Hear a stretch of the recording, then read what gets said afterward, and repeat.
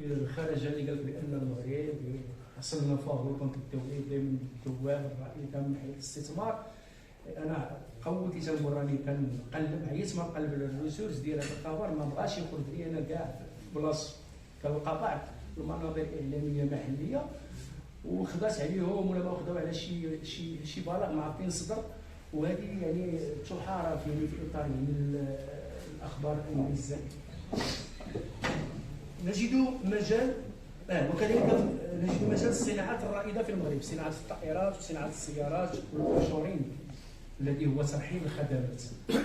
ويعتبر الاوفشورينغ اللي هو ترحيل الخدمات قطاعا اساسيا فيما يخص خلق مناصب الشغل للخريجين الشباب والمساهمه في تسديد الخدمات التي تعتبر مصدرا للعمله الصعبه. اخر ما كاين فاس في اطار التعاقد مع الدوله مع الجهه داروا الاوفشورينغ دو فاس. حنا ما عندناش بحال اللي حنا ما كاينينش حنا في هذا الشيء هذا، وما عرفتش تقدر تكون شي حاجه التيرناتيف مستقبلا، ولكن بناء على واقع الحال حنا ما كاينينش. والمغرب يعني حاضر بشكل ملموس في هذا المجال بقوه. اخر تحديث يعني قلت توقع اتفاقيه بين الجهات فاس والكناس والدوله لخلق مجال الاستثمار اوفشورينغ مدينه فاس، ونجد تطور كبير في المغرب في مجال التحول الرقمي كرافعه التنميه الاقتصاديه والاندماج الاجتماعي. هناك موضوع البنى التحتيه بحين تشكل جوده البنى التحتيه رافعه اساسيه للتنميه الاقتصاديه لما لها من تاثير في توجه اختيارات المستثمرين سواء على الصعيد الوطني او الدولي. وخلال 20 سنه الماضيه تمارست حوالي 40 مليار درهم سنويا لتطوير البنى التحتيه للمغرب. لا اتكلم على تطور يعني في الملاحه الجويه والملاحه البحريه بحكم موقع المدينه وانخراطها في التقطيع الجوي والمملكه بكل وطنيه. لاحظوا معي المدينه منخرطه بكل وطنيه وبكل مسؤوليه تاريخيه، لكن على الاقل مثير موضوع النقل السككي في زمن السرعه القصوى ونصيب الناس من المخطط السككي 2040 الذي اعطانا كل تلك المحطات الجميله والقطاع فائق السرعه وتحديد القطاع الشبكه الطرقيه والتطور الكبير على مستوى تحديد الشبكه الطرقيه بالمغرب في المجال الحضري عبر القناطر والانفاق وحتى عبر البرنامج الوطني للطرق القرويه الذي ساهم في ربط المناطق الاكثر عزله بباقي الاقاليم المغربيه. الوسائل الجديده لتنقل الحضاري، هنا كتلقى مجموعه من التدريبات ومستشارين وسياسيين على المشكل هاي الحافلات. هذا يعني مشكل بنيوي، هذا مشكل من الفوق يعني فكري، ماشي مشكل ديال كنقول هي دي اشياء استراتيجيه كبيره. يعني منذ عده سنوات تتوفر الرباط والضرب البيضاء على شبكه التراموي تدخل في التوسع سنه بعد سنه، وتقدم الشركه خدمات الى شرائح كبيره من السوق، علاوه على انها مدعومه بشركه كثيفه من الحافلات في طور التحديث. اما بالنسبه لمراكش فهي اول مدينه تشهد استخدام حافلات النقل السريع، وبالموازاه مع ذلك مكانت البنى التحتيه الحضريه كالجسور المعلقه والممرات تحت ارضيه وتوسعه الطرقات من تيسير لاستجابه حركه المرور في جميع المدن الكبرى. يحدث كل بالتزامن مع تخطيط مشاريع مستقبليه منها ما هو قيد دراسه او في فتره التنجيل او حتى يتنزل له من جملتها المترو المعلق في الدار البيضاء. كما يجري حاليا تقديم وسائل النقل النظيف الصديق للبيئه التي تقوم على اساس الحافلات الكهربائيه وانشاء مصنع للملفات طنجتيك يندرج في اطار مشروع الصيني المغربي ضخم. لاحظوا معايا المشاريع حنا شنو فين كاينين حنا في هذا الشيء. مجال الطاقات المتجدده والاشواط الكبيره التي قطع المغرب في محطات الطاقه الشمسيه والريحيه. ما كاين حتى شي بلاصه في الناس ولا في الريجيون شي حاجه الريح ولا شي حاجه الشمس ولا الطاقات المتجدده ولا دونك اين مدينه كناس من هذا الاستشراف والتجديد والتسهيل الحضري والتنميه المستدامه. في الحقيقه لم اريد الحديث هذه المره باش نبقى نعاود نكرر نفس الكلام عن البرامج الحضريه لتنميه المدن واعاده ما قيل في الندوه السابقه، انما جئت متيقن اننا في زمن استراليا تنمويه سلطويه، تنميه سلطويه، وهذا وجب طرح نقاشات عموميه مختلفه لادبيه دراسات التنميه في المغرب، والتي اقتصرت على مقاربه جزئيه للموضوع من قبيل المقاربه القانونيه الدستوريه للحق في التنميه او تناول ابعاد التنميه بشكل منفصل يركز على احدها وعلى الاثنين فقط في احسن الاحوال، بل وجب اقتحام المنطقه الرماديه للعلاقه بين الدوله والتنميه وخصوصا في مدينه كناس، بحيث نرى الممارسه التنمويه مجزاه او محصوره في البعد الاقتصادي والاجتماعي في مقابل البعد السياسي على المستوى الوطني. اما مدينه كناس لحد الساعه لم يحصل لها شرف الدخول في هذه التنميه ولو السلطويه، وهذا موضوع فلسفي كبير في مجال السياسه والتنميه يفكك علاقه الدوله بالتنميه الاقتصاديه والاجتماعيه وتضخم الخطابات واختلالات في الممارسه وكذلك جدليه التنميه والسلطويه، وهذا موضوع نتطرق له في سياقات اخرى ان شاء الله، لانه موضوع فكري كبير وهو جوهر ما يقع الان على المستوى بعض المدن اللي ما لم يصلوا هذا الحد. اليوم انتظارات مدينه مكناس كبيره، وحتى رؤيه 2030 لا تنفي بالغرض بحكم المدينه لم تسير تنزيل بدايات هذه الخطه سنه 2015. نحن على مشارف 2024 ولا شيء يذكر، وهو برنامج تثمين المدينه العتيقه بمكناس، المشروع الملكي العظيم السابقه في تاريخ المدينه على مستوى تاكيد معمارها ومواقعها ومعالمها التاريخيه ومنذ عهد السلطان مولاي اسماعيل. وهذه منقبه فخمه من مناقب العهد الزاهد لجلاله الملك محمد السادس ادام الله وعزه ونصره، لكن يمكن تحقيق رؤيه المغرب 2035 المغرب 2035 وهي الرؤيه التنمويه المستقبليه التي وضعتها لجنه النموذج التنموي الجديد لخلق مزيد من فرص التقدم، وجعل سنه 2035 سنه قياس لاحداث تغيير. وما بين الاسس التي ركزت على هذه اللجنه ثنائيه الدوله والمجتمع قويين، مشيره الى ان تحقيق الاهداف التي تم رسمها وجب ان يكون معدلهم يعني اقل هو 6%. واش كنحققوا احنا 6% في النمو يعني في الدخل الخام للمملكه؟ هذا تيبقى سؤال يعني مغلق. اليوم الفاعل السياسي ومعه الفاعل المدني ومعه الدوله تعرف الوضعيه الراهنه، يعني الدوله ما ظهر منها وما بطن. واش الدوله ما عرفاش شنو وقع في الناس؟ عارفه، لا دوله ولا فاعل سياسي ولا احزاب ولا فاعل مدني، كل شيء عارف شنو كاين، هذا الشيء باين. يعني ما عرفتش تعرفوا الوضعيه الراهنه لمدينه مكناس حتى حاجه ما خفي على مركز صناع. هناك عدم تقبل في بعض الاحيان لبعض الاراء من كل الفاعلين في اطار جدليه المقاربه التشاركيه وسلطه الوصايه وحتى التفاعل مع الشان المحلي، لكن هناك اراده عليا يمكنها ان تاتي بمفاتيح التنميه الحضريه وتدخل المدينه لسكه طريق الحرير الافريقي وخطط التنميه المستدامه وفق 2030 او في افق 2030 وافق 2035. موضوع يعني معقد وكبير شائك مرتبط فلسفيا ومنهجيا وحتى عمليا بسياسه مراكز القرار العمومي، يحتاج شجاعه مؤدبه ومناقشته فكريا وسياسيا قبل الدخول في الاسقاطات الميدانيه وصغائر الامور. شكرا على انتباهكم. شكرا سيدي علي على احترامك الوقت. نلخصوا المداخله ديال سعيد ان مدينه مكناس اخلفت الوعي مع التنميه وتنميه مختلف المدن المغربيه. نتمنى الله اننا نكونوا في المستقبل ان شاء الله الرحمن الرحيم. الكلمه للاخ محسن اكرمين في موضوع الرياضه بمكناس في افق التغيير. شكرا سيدي.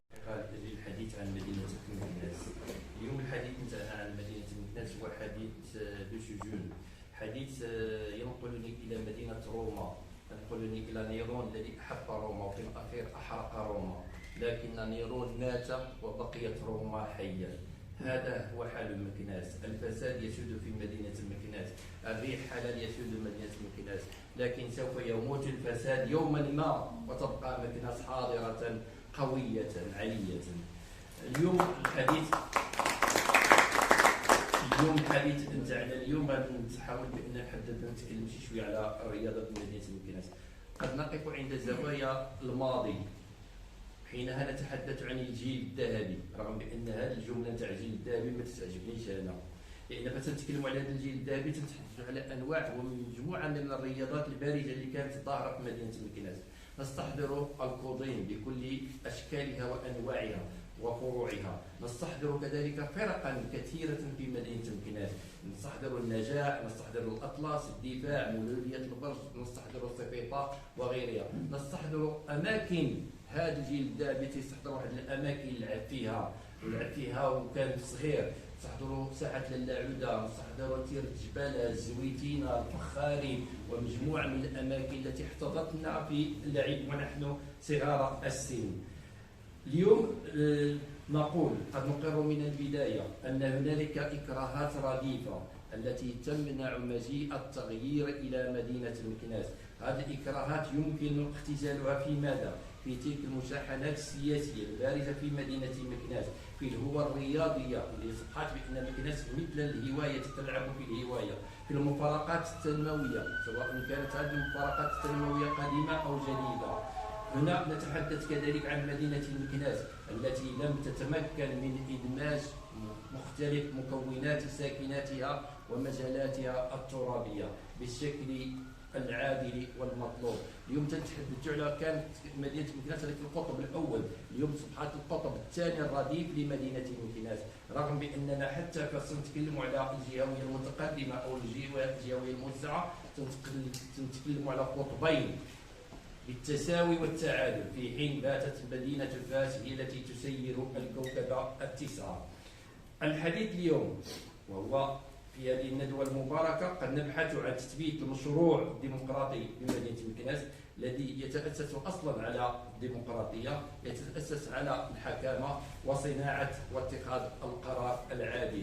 نبحث عن تدابير سياسية القرب البديلة وإطلاق المشاريع التنموية في مختلف المجالات. هنا أستحضر بأن مدينة مكناس تحتاج إلى تطوير الإمكانات البشرية للمدينة، تحتاج تحرير الإمكان البشري بوصفه فاعلا ركيزا في صناعة التنمية. نحتاج مدينة مكناس إلى الإمكان البشري باعتباره حياة وتجليات حضارية. تحتاج كذلك عن تعبئة الإمكانات البشرية من حيث قوة العمل وإنتاج للثروات. وهنا يستحضر بأنه ما جاء في النموذج التنموي الجديد صناعة الرفاه للجميع. الاستراتيجية الرياضية، فتنتكلموا على الاستراتيجية الرياضية تنتكلموا على ذيك القوة الناعمة الجديدة، لأنه فسنشوفوا مثلا المملكة السعودية تنشوفوا بأن التوجه الجديد نتاع الرياضة جابت أغلب النجوم العالميين في كرة القدم وخلصتهم وبداو تيلعبوا في وسط الملاعب نتاعها. اذا شنو تتحاول بانه الدوله تتحاول بانه تسوق الصوره الايجابيه نتاع الدوله. هنا اقول بانه الاستراتيجيه الرياضيه نتاعنا ما زال بانها لم تحظى بتلك الاولويات بمدينه مكناس، رغم بانه المجال اللي تنتكلموا فيه على الخطب الملكيه الساميه نستحضر دائما تلك الرساله اللي بعثها جلالة الملك محمد السادس إلى المناظرة 2008.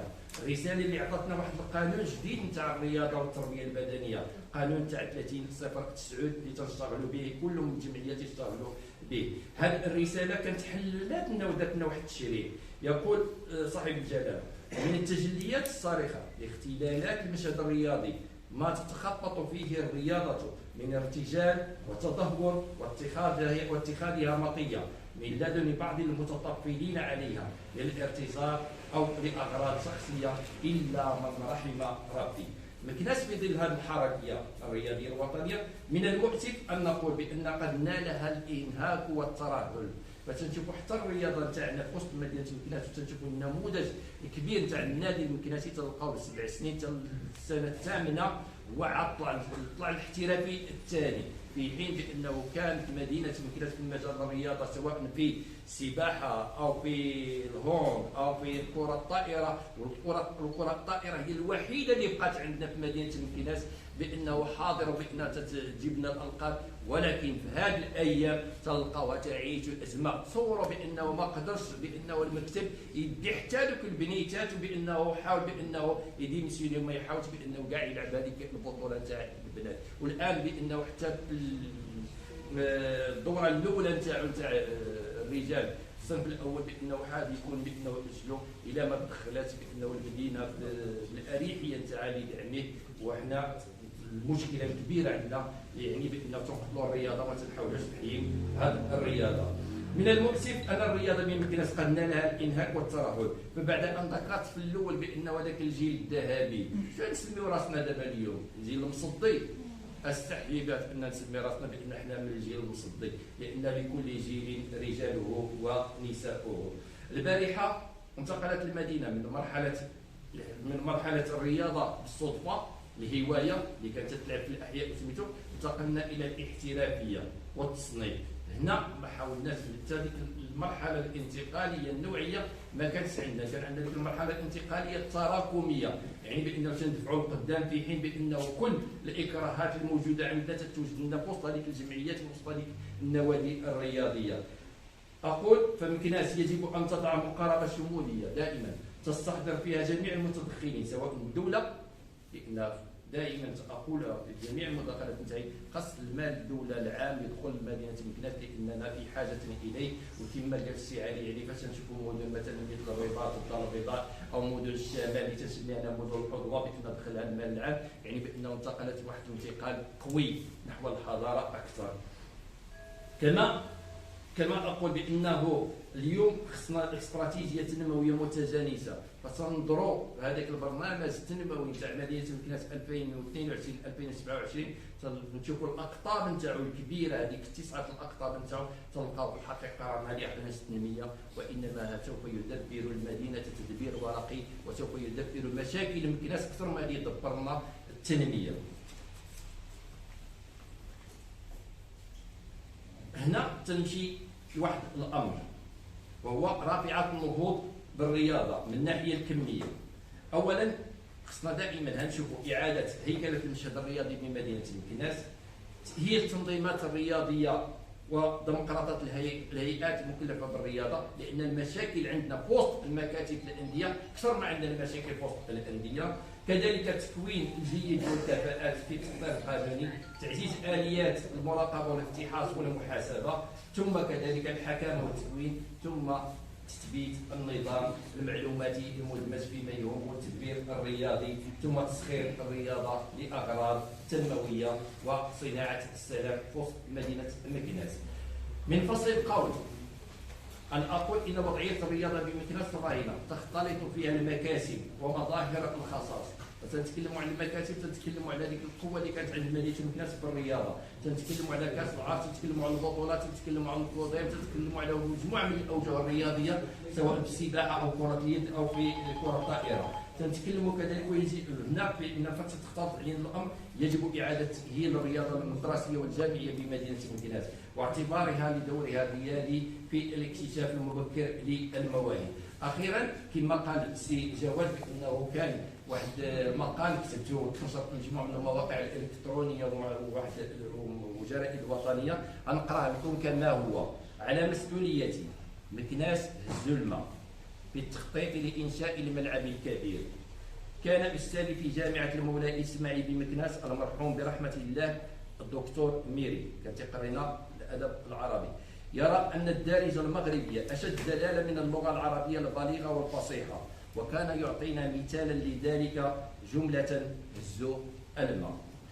صدق والله الأستاذ والأديب حين تكون الدلالة اللغوية قوية وذات مرجعية تحكمية في الفهم والاستيعاب. هزوا الماء بمعنى غرق وانتفخ وأخذ منه الحيتان أكلا ثم طفى على سطح الماء ولم يبقى منه غير الهيكل. فحين استندت اليوم على هذه الحكمة الدالة والمدلول تيقنت وقتها حقيقة أن مكناس زهلمة في التنظيمات الرياضية الدولية بالمملكة وفي إنشاء الملعب الكبير، وقد كانت مدينة تأمل أن تكسر نحسها التنموي المستديم في الحجرة الولوج إلى لائحة المدن المنظمة لنهائيات كأس إفريقيا 2025 ولنهائيات كذلك كأس العالم 2030. كانت مكناس تأمل العودة إلى مربع المدن القدوة والتفرد التمييزي ولو جزئيا من خلال لعبة كرة القدم، تلك القوة الناعمة للتنمية والتسويق الجغرافي. كانت مدينة تعيش على قسط تزكية من الأمل في تحقيق حلم المشاركة في التنظيم، لكن كانت صدمة قوية كما قال المغني، وبنفس المقاييس ومعايير وسنن الاختيارات من سلطة المركز. مكناس الزلمة باعتباره مدينة كسيحة ومترهلة في سلم التنمية الوطني. ومن سوء الطالع الوطني أن اسم مكناس غير متداول بالمرة في شأن إنشاء ملعب كبير، ولم يبرمج ولا اليوم ولا غدا، فهي تبقى الخلفية الدانية لمدينة فاس وتنال فتات موائد التنمية الكبرى والمشاركة بملعب التداريب اليتيم ملعب الشرفي بمدينة مكناس. ومن القول ما قد سمعي حين قال صديقي واش مكناس دايما هزها ما نيضاش. حينها بدأت أفكر بلا نسبة غباء زائدة، أحسست بطعم الإجحاف المر من الدولة العلية. تشع في سماء مدينة مكناس استدامة بدل سياسة التمكين. وجدت أن المدينة وساكنتها لا تكال ليلة شعالة عاشوراء، فباتوا مسحورين بتمام الصمت والتبنيت. وجدت أن بعضا من المجتمع المدني بالمدينة خاضع بالتمام التعليمات السياسية الكبرى من هنا وهناك. وجدت أن المدينة أتلفت الفهم والوعي في أن المسؤولية الكبرى ترافق السلطة الترافعية للسياسي واللوب الاقتصادي بالمدينة. ومكناس ليس لها أي صوت ضارب يغازل المسؤولين الكبار ويلين المواقف، فباتت المدينة غير قادرة على التحكم بما يحدث لها من معيقات وإخفاقات. حين سمعت مدينة بن سليمان وبدون تركيز تام كان غبائي سباقا إلى الفرحة الطفولية، واعتقدت قصد الإخبار في إنشاء الملعب الكبير سيكون بمنطقة سيدي سليمان والكفال، وهنا الأوعية العقارية الضرورية موجودة. لكن رجعت لرشدي وميزت بين الاسمين ملكفان ومدينة بن سليمان قريبة من الدار البيضاء. حقيقة استباقية كنت أنتظر ولو سؤال بمجلس النواب يستفسر عن تغييب المدينة السلطانية من ملعب كبير يحمل اسم السلطان المولى إسماعيل، ولنا شرف كبير بأن يكون ملعبنا بهذا الاسم الكبير. ويفوض له شرف احتضان بعض من تلك المنافسات الرياضية الدولية. كنت أنتظر ائتلافا مدنيا يترافع عن أحقية مكناس في الفرجة بإنشاء عارضة إلكترونية كأضعف الإيمان والتماس بآيات الولاء والطاعة يقدم للسدة العالية بالله الديوان الملكي.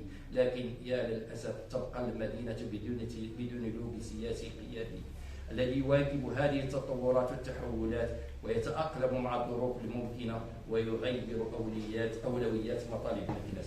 مدينة مكناس هي مدينتنا في الحقيقة.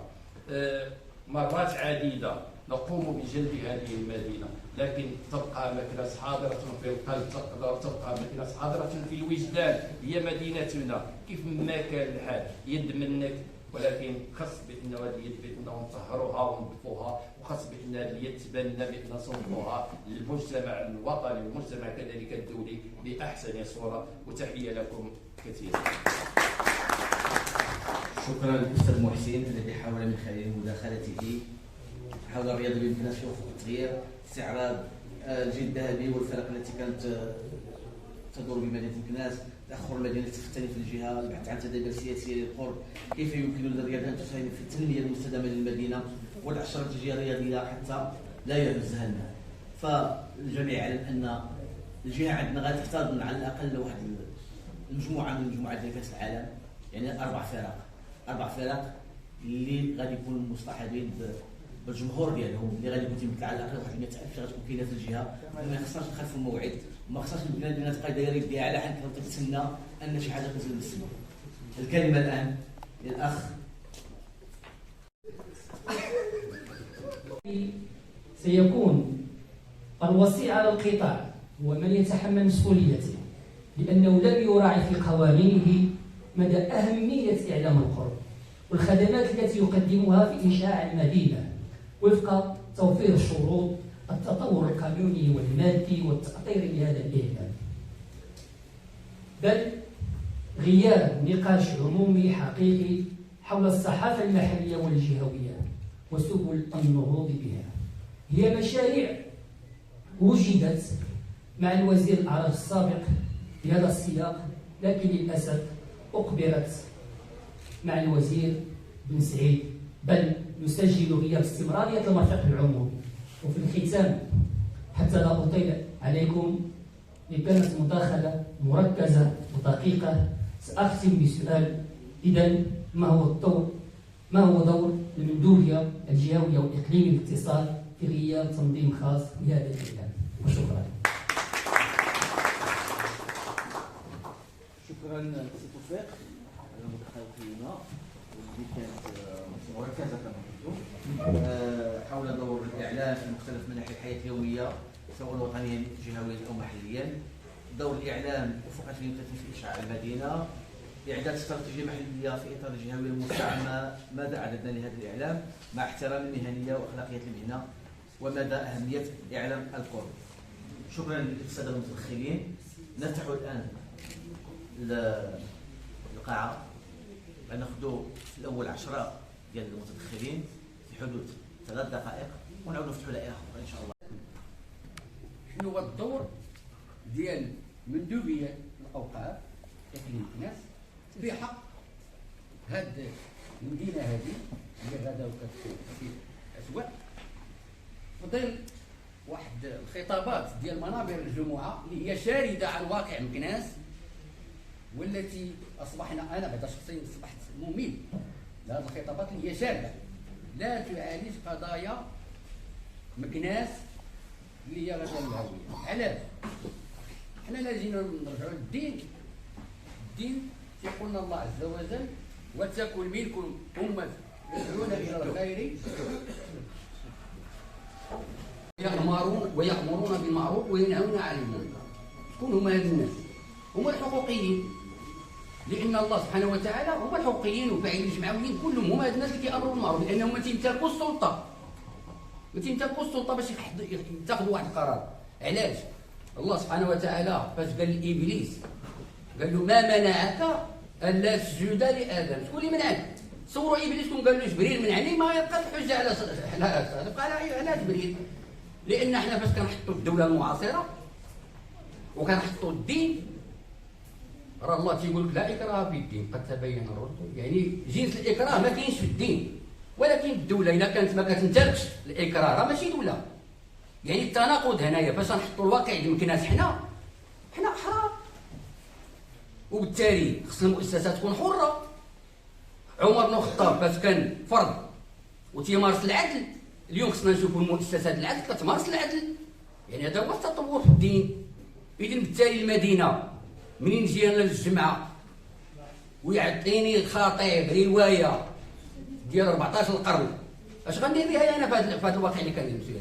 النبي صلى الله عليه وسلم راه وصلت لنا منه حتى شي خطبه الجمعه، خطبه الوداع اللي وصلت لنا. لماذا؟ لان النبي صلى الله عليه وسلم فاش كتجي خطاب الجمعه في المسجد كان تيعالج القضايا السياسيه والاقتصاديه والعسكريه وكل شيء، وما كتجيش سيمانه اخرى حتى تيكون كل واحد قد المهمه ديالو. نحن اليوم غيرون على هذه المدينه وامثال المدن، ماشي غير مكناس، اللي امثال المدن بحال مكناس منين كنوصلوا لهذا الانحطاط في جميع المجالات. اذا اين هو المشكل؟ لا بد من مساهمه الفقهاء ديالنا والخطباء ديالنا يساهموا معنا، حتى هما خصهم يساهموا معنا. باش غيساهموا معنا غير ديك الربع ساعه ولا ثلث ساعه اللي كيعطيونا، ما يعطيوناش روايه ونبقاو نعسوا في القراج الناعس واحد مسكين هذا لا هو طول لا هو ما طول. اعطيني موضوع يعالج القضايا ديالي نخرج فرحان مع راساتي. وشكرا الاخوان الكرام.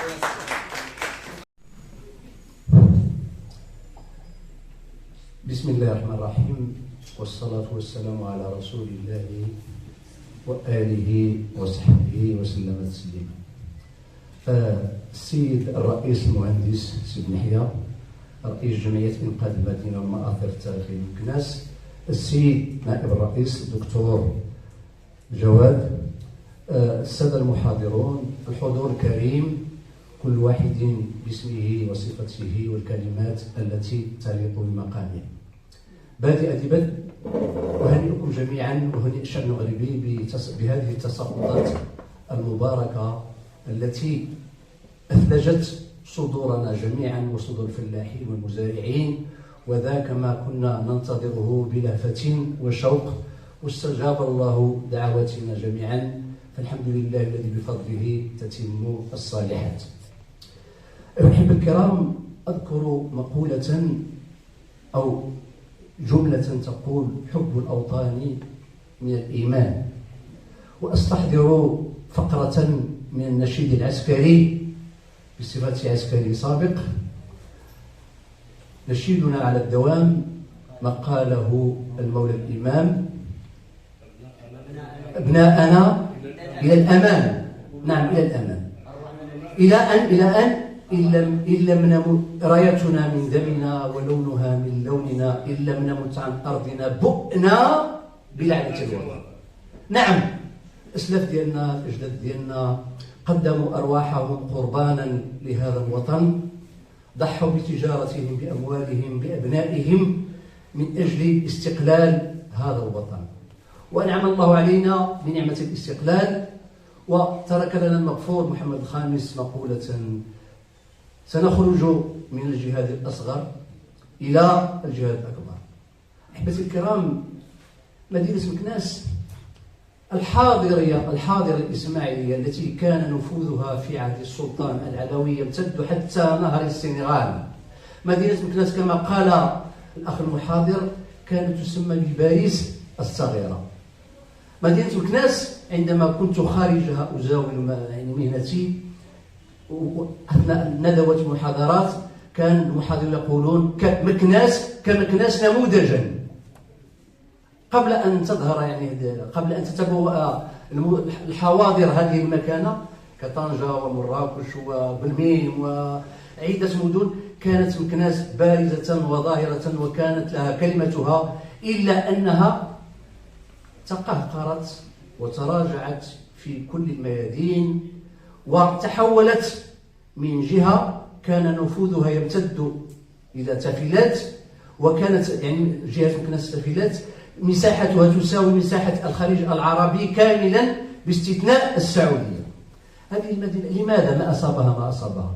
نحن كلنا متورطون فيما أصاب مدينة مكناس، لأننا نراهن على ذاك المنتخب الفاسد الذي همه الوحيد هو تراكم الثروات، همه الوحيد باش يدير لافير، باش يدير العمارة، باش يدير كذا. أما مدينة مكناس وساكنة مدينة مكناس فلتذهب إلى الجحيم. ولكن بفضل الشرفاء الذين يتواجدون معنا تحت هذه القاعة، الذين حركتهم غيرتهم الكبيرة على مكناس وأرادوا أن يردوا لها الاعتبار، وإن شاء الله قد يرجع الاعتبار، لأن الله تقول في القرآن الكريم فأما الزبد فيذهب جفاء، يعني بالزبد ذاك الإنسان الفاسد، فأما الزبد فيذهب جفاء وأما ما ينفع الناس فيمكث في الأرض. هذا كلام الله عز وجل.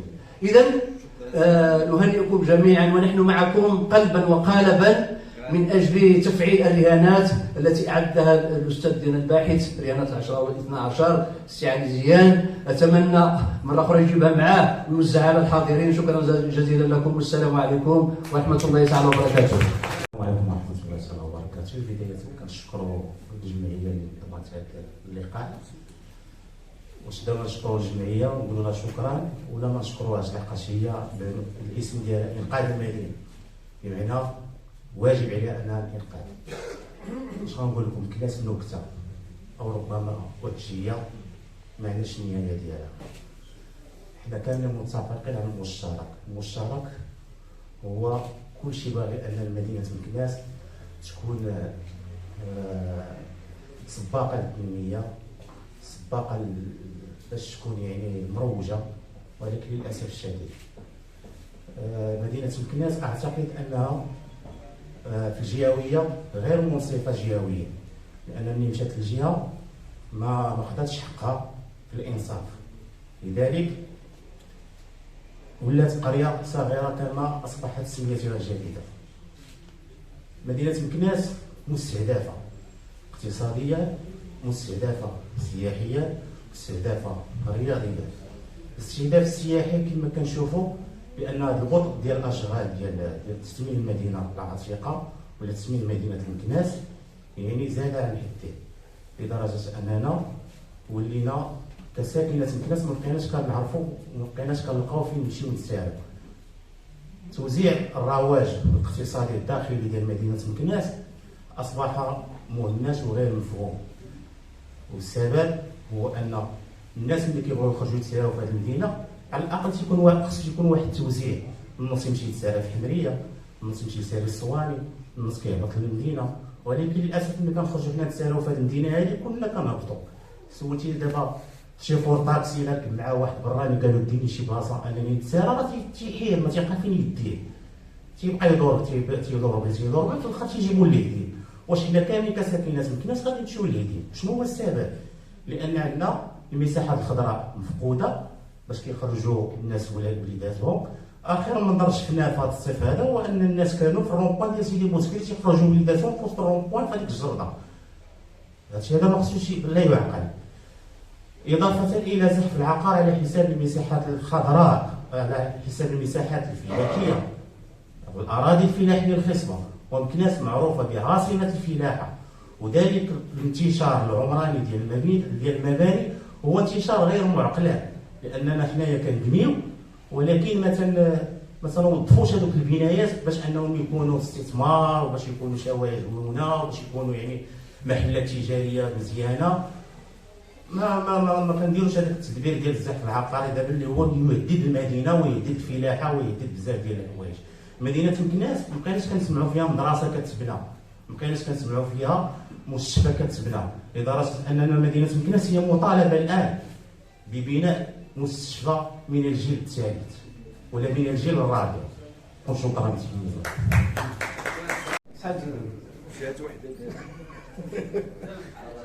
بسم الله الرحمن الرحيم. اولا تنشكروا الجمعيه على النشاط اللي تستفيدوا منه، ومن الاخوه المتدخلين اللي ما تيبخلوش علينا بالافكار ديالهم معلومات بناءه على صعيد المدينه. انا تنطلب ملتمس، وهذا الملتمس ما يكونش محسوب. السيد الرئيس، ملتمس الاخوه كاملين وما تحسبوليش في التوقيت الى رضاو الى قبلوا. هذا الملتمس هذا وهو ان حنا دابا تقريبا مع 6 ولا 7 ديال المائدات المستديره اللي درناهم هذه ودايما تاخذوا بتوصيات، وهذه ما نفعتش مع مكناس ما نفعتش. انا تنحبذ اننا من هنا حنا درناها كتجربه نتاع احتلال الملك العمومي وعطات نتيجه. الان دابا راه عاطيه نتيجه، شحال من صوت اللي تحيد بهذيك اليوم الدراسي اللي درنا. اذا نخرجوا من النظري والتوصيات نخرجوا للعمل، وهي اننا تشكل واحد اللجنه اللي من حنا كنا كونا هذا الاحتلال الملك العمومي كنا على المجتمع المدني، ودرنا عريضه اللي تحطات سؤال في المجلس في الدوره، لان هذيك الساعه الدستور تيسمح لنا نديروها. هذا المقترح هو اللي تنحددوا، وعندنا ملفات كثيره منهم بعد على الاقل نصلحوا غير هذاك الشيء اللي خدمنا حنا. وعباد الله راه ما عرفت شحال من مليون اللي مساتين في القضيه نتاع تقصي الحقائق حول المرافق الرياضيه. شحال من المرافق الرياضي اللي وقفنا على رجلينا وجبنا LP2 ودارت مكتب دراسات عطى التوصيات ديالو. هذاك من العب الشرفي دابا اللي تيدخلوا للناس راه خطر، تنقول لكم خطر. هذاك المدرجات راه خطير، والتوصيه هذاك الدراسه كاينه تاع LP2 محطوطه في الرفوف في الجامعه. الملعب مسبح السيم هذاك سميناه قنبله موقوته، لان هذاك كان غادي نهار من النهار يتفرقع كامل. الدراسه دارت له في LP2 علاش ما تفعلش؟ اذا حنا هما ما بغاوش يفعلوه، حنا نقدروا نفعلوه كمجتمع مدني وكنقطه في الدوره. تنقول لك الا ما داش هكا راه ما دا والو في مكناس. حنا بتجربتنا. الملعب الاخر اللي درنا له حتى هو LP2 ديالو الدراسه هو 20 غوز العاب القوى. كنت تشوفوا العاب القوى في مدينه مكناس راه حشومه هزيله اللي كانت تعطينا ابطال وعويطه براسوزه لهنا ودروج. اذا هذا هو المتمارس تنظن الا كانت عندنا صغيره، وهو نكونوا في اقرب وقت لجنه ولا شنو نديروا باش ندخلوا في هذه المعمعات ديال الصحيح. انا التدخل ديالي اللي هذا هو كان على القضيه ديال تنظن الا كانت وزاره السياحه على ما ظنيت دارت عقدات شي ندوه مع جهه مكناس فاس، وخرجوا بواحد الاحصائيات منهم عندي هنايا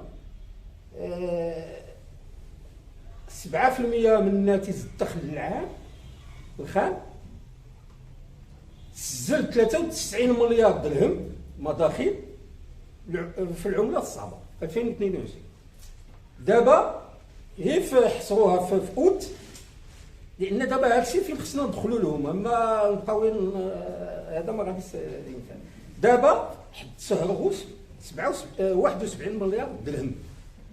اذا ملي تشوف هذه المبالغ اللي دخلات من السياحه و11 مليون سائح، ملي تشوف هذه المبالغ دخلات فين حق مكناس؟ انا واحد قريت له مؤخرا غير البارح ولا البارح قال سماها المدينه اليتيمه، ما عرف السي محسن قال الايتام عنده الحق، سماها المدينه اليتيمه. هذا المداخل اللي تدخل، حنا عندنا السائح اللي يجي يطلع على واحد الحويجه ويمشي بحال يبات في فاس. علاش ما نطلبوش حتى حنا الدار دي زوطيل تاع 5 ايطوال؟ علاش؟ زعما هذا الشيء تيألم. حاجه اخرى وهو كان تصريح ديال السي تاع راه معروف عندكم انتم، انا ما عرفتوش، وهو رئيس المؤسسه الوطنيه للمتاحف مهدي القطبي، وقال بان 70% من السياح يهتمون بالثقافه. احنا في مكناس عندنا الثقافه ومنوعه، لا من فولكلور ولا من شعر ولا من جميع الالوان، فين حقنا. ولكن منين كاين التناقض. حنا عندنا غني، المدينه غنيه بهذا الشيء، وغادي يبدا تسماه متحف الفنون والاسلام، غادي يبدا في فاس في البطحه، وحتى هذا مشى لفاس، مسرح كبير مشى. غنقول لكم واحد الحاجه باش الا زاد تجيكم الغيره على الكناس.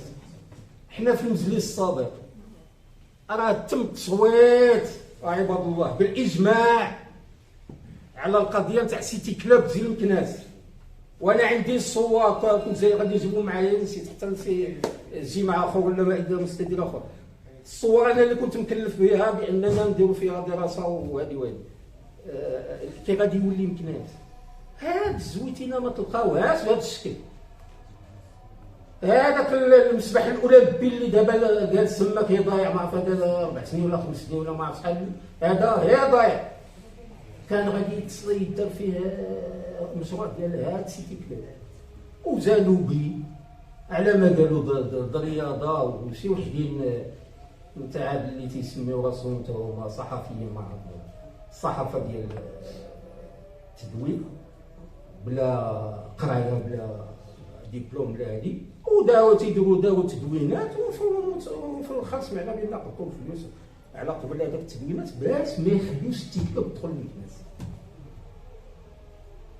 بمعنى راه عرفتي واحد الحضره راه الا ما نضنص وكنا جريئين وخدمنا في الطيران بلا الطيران ودخلنا لهم الدوره في النقاط في المجلس، وهذا الدستور تيعطيه لنا الحق، راه ما نديرو والو، غادي نبقاو نجلسو هنايا تنهضروا والاخرين ناعسين مع راسهم، تتجي الانتخابات تيعطي لهذا 4000 وهذا 2000 تيصدق في المجلس. شكرا سي محمد. السلام على سيدنا محمد وعلى اله وصحبه اجمعين. اولا في البدايه كنبغي نشكر الجمعيه ديال الانقاذ معنا، كذلك الزملاء والاصدقاء الاخوان ديالنا على عروضهم القيمه.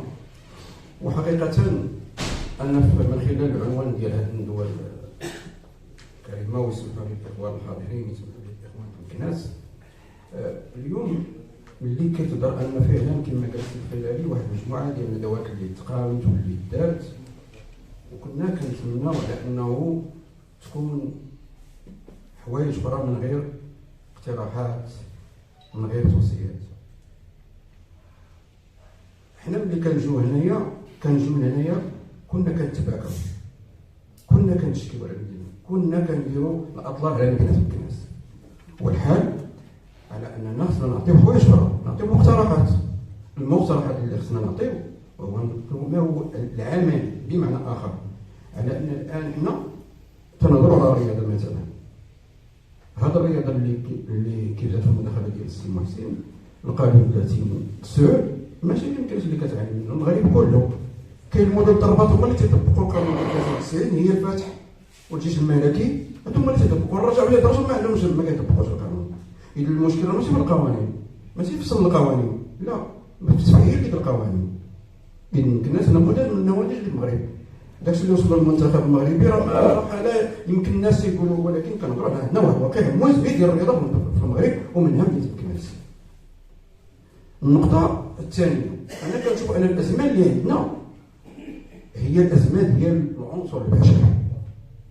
راه الازمه اللي عندنا الاخوان ما عندناش ازمه ديال التسليس والدين، عندنا الازمه ديال العنصر البشري. هاد الناس اللي الان في المجلس، هاد الناس اللي الان في القرارات، في مواقع القرارات، هما غير البارح كانوا بحالنا حنا هنا في المجتمع المدني، هما الان راه ما كنا كاين. اذ العنصر البشري، الدول اللي تقدمات والناس اللي تقدمات، والمهدي النجرة في المحاضره ديالو القيم اللي كان دار في 1980 عندنا واحد المرجعيه كثير. راه كل عنصر الا ما تكونش والا ما تكونش ذاك العنصر البشري ما يمكنش يدور قدام. كيف ما بغات تكون السياسات، كيف ما بغات تكون القوانين، كيف ما بغات تكونوا متفقين بينا ما يمكنش ندور قدام. باش يمكننا ندور قدام كيخص العنصر البشري اعاده النظر في العنصر البشري. ثم من خلال العنصر البشري كندوز للمجتمع المدني. المجتمع المدني خصو يعرف نفسه، وكما قال الاخ الفيلالي وانا معاه، اننا نكونوا كآلية قوية، ماشي فقط الآلية ديال الاحتجاج ديالنا. راه الغالب في الدار كنحتجوا، ولكن سميت المقترحات ديالنا، سميت التصور ديالنا، سميت النظره المستقبل ديالي. انا ملي سمعت العنوان المدني في الكلاس في افق 2030 كنت كنتظر اليوم كلنا نجيو بما فيهم الساده المحاضرين وحنايا نجيو بمقترحات كيف غادي تصور ديالنا 2030 وسميت المقترحات. اما والحال اننا نتباكى، فاعتقد اننا خصنا نعيدوا النظر في انفسنا، واول ما نعيدوا فينا وهو كيخص دير واحد الندوه ولا دير واحد التجمع اللي يمكن ان من خلاله نعرفوا اسميت هي النظره المستقبليه من خلال ورشات، ماشي من خلال الادوات. الورشات هي اللي يمكن تعطينا اش يمكن نديروا. والله موفق، والسلام عليكم ورحمه الله وبركاته. ناصر الحكيم، مهندس ورئيس جمعية مكناس الإسماعيلية الشامخة. أنا الشكر الممنون للجمعية بحرارة على الموضوع إنقاذ المدينة جمعية إنقاذ المدينة والآثار التاريخية لمكناس.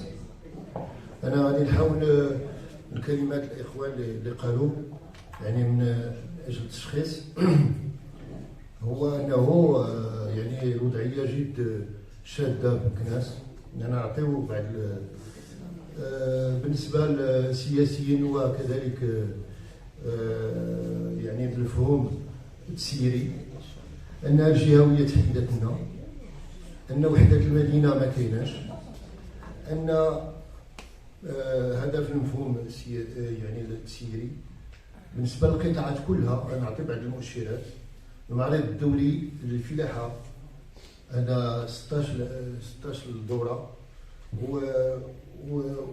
ونظرا لأن تأقلم ديال المدينة مع المعرض ما كانش في المستوى كانوا غادي ياخذوه الجديدة، لولا أنه يعني القرار الملكي بأنه يدار في مكناس حال دون ذلك. ولكن رغم ذلك أنا في القطاع وعارف بأنه اللوبي ديال يعني القطاع الفلاحي باغي يديه الجديدة.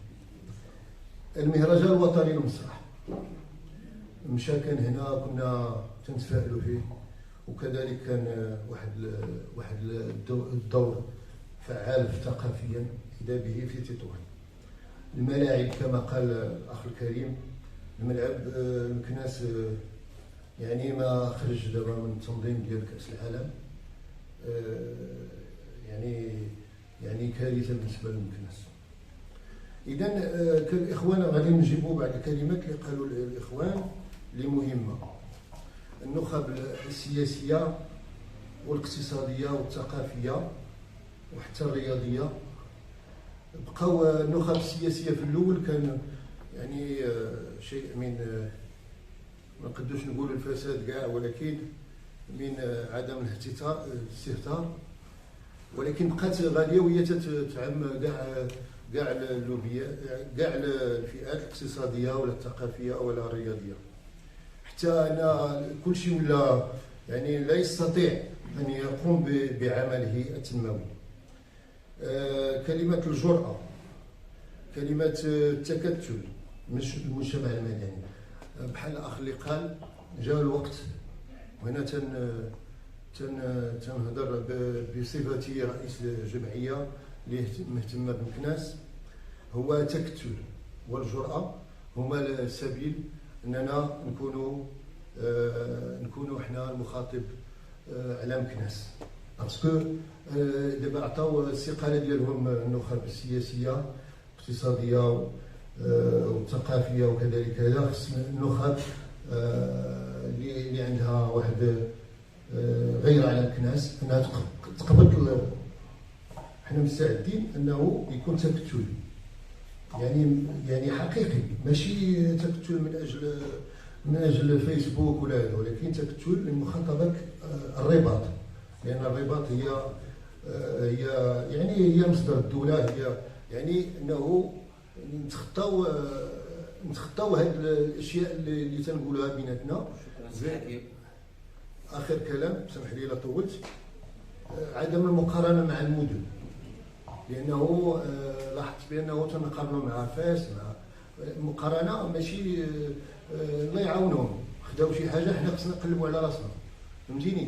راه نعطي واحد المثال سهل، هو ديال سميتو ديال القصر الكبير، مدينه اللي قل منا بكثير ولكن خدات جميع يعني الاشياء الاقتصاديه وبزاف، ويعني مدينه تبدلات.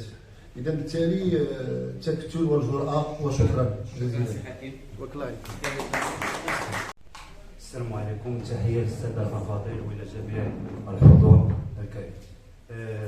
كلمتي ستكون فقط عباره عن ملاحظه بخصوص الموضوع المدرج اليوم. اولا سعيد بصفتي رئيس الجمعيه المغربيه للتنميه الاقتصاديه والاجتماعيه بدعوتكم الكريمه، ومنوهين بهذا اللقاء الذي سيكون بدون شك نقطه ايجابيه لفائده المزيد من قنوات فتح المزيد من قنوات التواصل في اطار النهوض بمدينه مكناس. اكيد ان لقاء اليوم هو امتداد للقاء ندوه الجمعيه المغربيه للتنميه الاقتصاديه والاجتماعيه السابقه، والتي كانت تحت عنوان رهانه مدينه مكناس الكبرى، وتقريبا بنفس تواجد الساده الافاضل السي علي زيان والسي محسن الاكرمين والسي توفيق اجانا. كنت امني والتي هذه الندوه التي استخلصت من خلال مخرجاتها بتوصيات تم ايداعها لدى عامل عماله مكناس اليوم، كما يتم اعداد رساله مولويه بخصوص ملتمس حول زياره صاحب الجلاله لمدينه مكناس. كنت امني النفس وبحكم تخصص الجمعيه المنظمه بالتراث والمآثر التاريخيه ادراج موضوع مشاكل واشكاليات مشروع تثمين المدينه العتيقه لكي لا نقع في النمطيه والتكرار. على اي حال يمكن ان نعتبر كذلك ان هذا اللقاء نقطه ايجابيه للاجابه عن مجموعه من الاسئله التي ظلت عالقه فيما سبق، كون الحضاره الاسماعيليه هي نقطه بدايه ونهايه لكل تطلعات ساكنه مكناس. نتمنى للقائكم هذا كامل التوفيق والنجاح، والسلام عليكم ورحمه الله تعالى وبركاته. وبالله يكون التحيه والتقدير والامتنان لمديري حاج رضا الخمي، مدير المنبر الاعلامي الالكتروني والورقي، نظرا للوعكه الصحيه التي حالت دون حضور. فتحيه لجمعيه انقاذ المدينه والمآثر التاريخي لمكناس تحت اشراف الدكتور الصيدلاني جواد حسني، وكذلك تحت اشراف وحضوره يشرف الجميع السيد الرئيس بن يحيى، يوم دراسي حول موضوع العاصمه الاسماعيليه في افق 32. فتحيه المؤطرين الاستاذ والكوتش والصحفي المتميز بمكناس، رئيسي ورئيس التحرير بمنبرنا مغرب المواطن الحاج محسن الاكرمين، وتحيه الدكتور الصحفي مدير منبر ميديا 15 السيد الصحفي توفيق جنة، والاستاذ المقتدر نائب رئيس اللجنه المغربيه للمجلس العالمي للمباني والمواقع إيكوموس السيد عبد العالي بوزية. موضوع اللقاء الدراسي العاصمه الاسماعيليه في افق 2030. احيي الجمعيه المنظمه لهذا اللقاء وكل اعضاء الجمعيه. ابدا مداخلتي وسؤالي المتواضع: بالمملكة تستعد تنظيم كأس العالم 2030، كيف ستستعد العاصمة الإسماعيلية لهذه التظاهرة الرياضية العالمية؟ يقول الدكتور جواد حسني، الدكتور الصيدلاني نائب الرئيس للجمعية المنظمة لهذا اللقاء: شرف تنظيم كأس العالم 2030 يدعو جميع القوى الحية بالمملكة بالجد والاجتهاد. وأنوه بكل أنشطة الجمعية المنظمة لهذا اللقاء. وللإشارة، سبق للجمعية ومنبرنا الإعلامي مغرب المواطنة يواكب كل المحطات وكل الأنشطة. فللإشارة، سبق للجمعية أن نظمت يوما دراسيا بمقر الشبكة الجمعوية يوم 4 مارس 2023 بمقر الشبكة الجمعوية رديف حمرية مكناس. وواكب منبرنا تحت إشراف رئيسي الحاج محسن أكرمين متتبع الشأن المحلي يوم دراسي تحت عنوان مدينة مكناس: الإكراهات والتحديات، من تأطير الصحفي مولاي يوسف. مداخلة كانت تحت عنوان واقع الرياضة بمكناس وسبل النهوض بها. وأعاد المداخلة رئيسي اليوم وكذلك من تأطير المهندس المعماري آنذاك السيد مصطفى الطالب. كانت مداخلته آنذاك البيئة وحماية المدينة والبنيات التحتية. حضر هذا اللقاء السادة البرلمانيون ورؤساء الجماعة الترابية، ففتحت تمت قراءة التوصيات. أتمنى أيضا في هذا اليوم الترافع والتأكيد على بيان ختامي. هذه صلب المداخلة. أتمنى أيضا في إطار الترافع والتأكيد على بيان ختامي لهذا اللقاء اليوم ما قيل عن الأنشطة الجمعية المنظمة وعبد ربك غيور مكناسي ومسقط رأسي ومدينتي الحبيبة، ضرورة رد الاعتبار إليها بالصيانة والترميم أكثر لكل المآثر التاريخية بمكناس، توظيف المباني التاريخية في المشاريع والبرامج التنموية، إخراج مدونة تراث العمراني المكناسي لسنة 2024، إشراك المهتمين والمهندسين كما أكد كل المتدخلين، إشراك المهتمين والمهندسين والمعماريين في تأطير الشباب المكناسي ومشاركة الباحثين المنعشين الاقتصاديين، بالإضافة إلى قيام أنشطة والله لا ارتبكت. فهذا إضافة إلى التوصيات والبيان الختامي نريدك مساهمة في البيان الختامي. إذا أعتذر عن الإطالة وشكرا للجميع وشكرا للمنابر الإعلامية الحاضرة. المحاضرين الأستاذ بن يحيى، السي علي زيان، السي أكرم مين، السي توفيق والسي حسن الجواد. ربما في التدخلات كان واحد ما اللي نسيته هو قطاع الصحة. قطاع الصحة راه مهم في هذه التدخلات. أنا باش نقول كاين لوبيات سبحان الله في مدينة مكناس. أنا عايشت في قطاع الصحة، نقول لكم في 1987 كان في هذاك الوقت كان الأستاذ وزير الصحة وزير التعليم العالي السي شكيلي، وكان السي بن الشيخ الله يرحمه في هذا النهار كان وزير الصحة، وصارت اللجنة اللي باش يكون واحد كلية الطب في مدينة مكناس. كنت أنا في ذاك الوقت حارس عام، واتصلوا بيا قال لي ودي تجي الوزير غادي نديروا في واحد المناطق نتاع مستشفى محمد الخامس ومنهم مدرسة التمريض. مع الأسف تنشوف أن قلعات المدينة فاس. هنا باش نقول كاين لوبيات اللي حاطين على المدينة. كان الأخ فيلالي ذكر على المرافق الرياضية، وكنا حنا في واحد اللجنة تقصي في المجلس السابق وخرجنا بواحد التوصيات.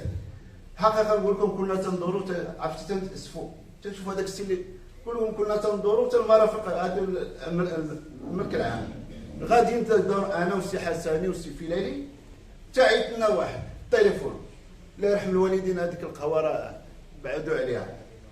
اش اللوبيات تنشوف انا بغيت ندير سؤال، تنشوف المستشاره وحده اللي حاضره معنا، فين المستشارين الاخرين؟ فين هذوك النواب؟ فين الرئيس؟ لا خصو يكون حاضرين في هذا المنتدى. مع الاسف بتعرفوا ان مدينه مكناس بحال اللي نازل عليها تلميذ في هذه مدينه مكناس، مع الاسف مع الاسف مع الاسف. انا مع هذا الملعب كما ذكر السي فيلالي، ملعب العالم القوى، قلنا لهم واحد المستشار قلت له هذه هي المناسبه، لاخاطش الملاعب الرياضيه على الصعيد الوطني تحيدوا لهم المدار نتاع الالعاب القوى، ومن هذاك الملعب هو راه من عويطه من هو المتوكل كاع الابطال في العاب القوى خرجوا من هذا المكان من تيجيو مع الاسف. ما كاينينش انا تنقول تصنت المجلس في هذا المجلس النواب ما عمرني شفت نائب برلماني ما دير مكناس ترفع على مدينه مع الاسف ما تيترافعوش نهائيا. واحد النهار قلت له واحد النائب بحال ما عجبوش العالم، قلت له اسمح لي انا نقول لك انت تشوف هذه الوجوه هما اللي تلقى هنا، هما اللي تيترافعوا على مدينه مكناس، هما اللي موجودين الان فوق ما جيت تلقاهم هما اللي كاينين. فين المستشارين؟ فين النواب؟ معليش انا غادي نحب تدخل هذا العام، نقول لك واحد النهار غادي نشوف المشاريع اللي غادي تكون في مدينه مراكش، عشرات المشاريع، فاس مع عشرات المشاريع، مكناس ولا مشروع واحد. مع الاسف. شكرا. السلام عليكم. نشكر الجمعيه المنظمه على هذا اللقاء. غادي نبدا بواحد المقوله قالها لي واحد السيد بازاريست، قال حنا مكنسه مسمومين. علاش؟ هاد الندوه هادي 10 ايام وهي داير لها واحد الاعلان بان خصنا نحضروا نهار الجمعه في قاعه غرفه الصناعه التقليديه. تنشوف انا فين هو هاد الجمعيات المجتمع المدني؟ ولا عندنا الجمعيات المجتمع المدني ديال 4000؟ نعم هي اللي كاينه هي الميمي. ما عندناش غيره على هاد المدينه. الذكر ما يمكنش الله يرحم عليها مولاها.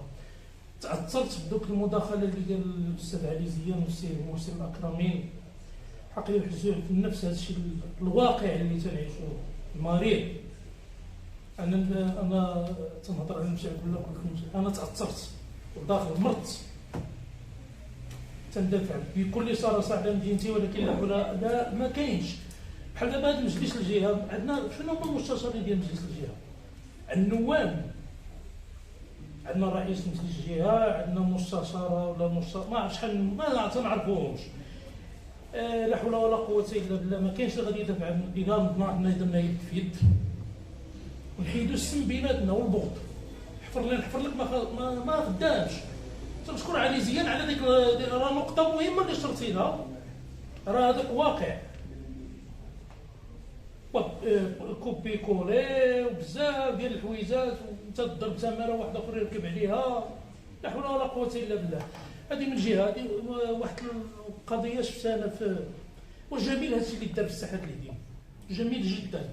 واخا ما تيتنافى مع داك الشيء اللي تنعرفوه على ساحه الدين، ولكن هما داروا دوك الغريسات وداروا دوك الفنارات بالنحاس.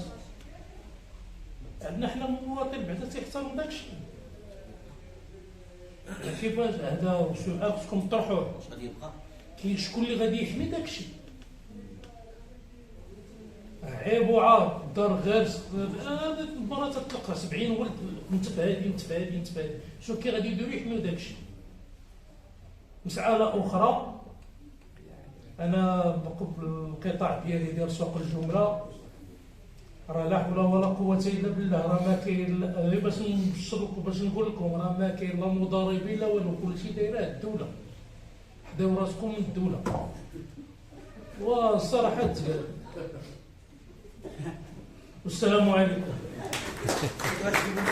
بالاجماع ان سوق الجمله يخرج من الجامعه ديال مكناس، واتخذ قرار انذاك باش دار واحد المنصه تجاريه في بقرعه على 32 اكتار باش يدار فيها المنصه التجاريه اللي غادي يكون فيها سوق الجمله وغتكون فيها المذابح وغتكون فيها رحبه الزرع.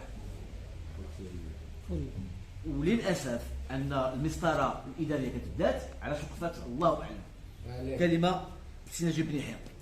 شكرا سيدي. التعبئه ديالك، وتنشكر المحاضرين على التحليل اللي جابوا على فيما يخص سي علي زيان اللي بين بان مدينه مكناس ما خداش النصيب ديالها في عدد البرامج اللي حقا تقلت فيها، وسي اكرمين كذلك على الحاله ديال الرياضه، وسي فؤاد جنى اللي طرح مشكل بان الا ما كانش ازدهار المدينه وما تكونش الصحافه، ما كانش الصحافه ما يكونش ازدهار. هاد الجوج هما حقا خصهم يمشيو كثنائي. فانا عندي اقتراح هو اللي تيبان لي كاين واحد التقهقر من ناحيه التعبئه، بحال كاين استقاله ديال النخب، استقاله تيبان لي انا بعدا كنحس بها بان كاين هذا التراجع. مدينه مكناس كانت معروفه في التاريخ بانها كانت فيها واحد الحركيه، كتعطي افكار، كتعطي واحد العدد من ناحيه اكثر من الناحيه الثقافيه، من الناحيه الرياضيه كانت، ولكن كان هذا الشيء جا من الناس ديالها، من السكان ديالها، فما يمكننا نعتمدوا على السكان. واللي تنقترح هو المجتمع المدني، اما الجمعيه ولا الجمعيات الاخرى، يكثروا من هذه الورشات اللي شفنا راه تنتلاقاو حنا بيناتنا تقريبا نفس الاشخاص. خاصنا نقتحموا الشباب اللي الجامعه، طلبه ديال الجامعه، الناس اللي هما في الحرفيين، بحال دابا اليوم ما كاينش الحرفيين واخا حنا في الدار ديالهم. اذا خاص هذا النفس الطويل، العمل الجمعوي، باش تعاود ترجع شويه ديال الثقه، ونكثروا من هذه الورشات باش هذه الاسئله تطرح ويوقع تبادل الاراء. فاذا هذا الاقتراح الاول هو اقتحام المكونات ديال المجتمع المكناسي، لانه هو اللي غادي يبني المستقبل. الا بغينا وفوق 2030 راه الشباب خصو يكون مساهم، الا ما كانش الشباب مساهم والفاعلين من هذا حقا تيخصو نفس طويل والمدى الطويل باش نوجدوا المستقبل. الامل هو تكون، لان ملي تنقارنوا مكناس مع المدن الاخرى، المدن اللي عرفت اشعاع وعرفت استثمار ديال عمومي قوي هي المدن اللي فيها حركه اقتصاديه. اذا فيها رجال اعمال، فيها الناس اللي تيديروا الاستثمار الخاص. مكناس الاستثمار اللي كيعطي واحد المفعول، اما في التشغيل، اما في الحركه الاقتصاديه، ما كاينش. هذا الاستثمار قليل. الاكثريه الاستثمار تيمشي للعقار ولا تيمشي للناس اللي تيكون مضاربات. ف الامل هو اللي تيكون عنده يد في هادشي ديال الاستثمار هما المجالس المنتخبه. راه هي اللي خصها تدافع على، هي اللي خصها تكون عندها رؤيه، هي اللي خصها تدافع على الحاضره، على البلاد. فنتمناو هي تكون لوبي. حقا الان كاينه مجهودات ولكن هي متشتته ولا ما كافياش. اذا كانت الفكره تكون هذيك اللي قال السي فيلاني، انا متفق معاه، باش تكون واحد بحال شكل واحد لجنه ديال الرياده اللي تجمع الان بعد الناس اللي عندهم غيره، باش تكون واحد اللوبي، وهذاك اللوبي اللي غادي يعطي اذا النتيجه في الانتخابات من بعد. و تيبان لي انا هذوما جوج الاقتراحات اللي تيبانوا لي. هي اولا اقتحام الفعاليات، جميع الفعاليات ديال المجتمع، وهذا الشيء تيدار تدريجيا. والثاني هو تكوين لوبي، لوبي استعجال. شكرا سيدي. السلام عليكم ورحمه الله تعالى وبركاته. بعجاله وفي اختصار وباختصار، الحمد لله الذي تتم بنعمته الصالحات. الحمد لله على النعمه ديال الله اللي ما عطانا حتى شي واحد، واش يعطانا الله سبحانه عز وجل ما يقطع علينا حتى شي واحد. هذه من جهه. من جهه ثانيه غادي نهضر في شتى مواضيع، ولكن كل وحده غادا باختصار. عندي عنوان اللي عطيه المدينه المظلمه والمظلومه، خير دليل على برا الى خرجتي دابا تشوف الظلام. هذا من جهه. من ناحيه الطرقات، هضرنا عن الطرقات ممكن الناس كلها محفره، كلها حفاري كلها قلاتي. وقال لك دار المسخه كتبان من باب الدار، المراه المعفونه كتبان من باب دارها، يمكن الناس باينه في الواجهه من هنا باش نطالبوا. قضيه الصحه كان من الممكن باش يكون مستشفى جامعي هنا. عندنا هذا مستشفى ديال مولاي اسماعيل القبيبات كبير تبارك الله، المساحه راه ما عرفت شنو تضرب، ساكنين فيه الناس ماتوا خرجوا التقاعد وماتوا، باقي السكان تما فيه خاوي. راه كان يكون مستشفى جامعي كبير، كتهضر معهم على مستشفى جامعي تيقول لك لا كاين مستشفى مولاي اسماعيل. بالفعل مستشفى مولاي اسماعيل راه غطى مكناس ولا ما نشوف الخير ديالو، ولكن راه جامع من وجده هو جاي، راه من وجده تازا فاس الرشيديه الخميسه تيفلت ما كيوصلوش للرباط يجيو المكناس، راه مغطى البراني. اما ولاد المدينه راه قلال فيه. من ناحيه الرياضه في مكناس كان لها الله. اخر ما كاين هو خير دليل هو النادي الرياضي المكناسي للكره الطائره اللي انسحب بالبنات ديالو من القسم الممتاز، حيد من القسم الممتاز.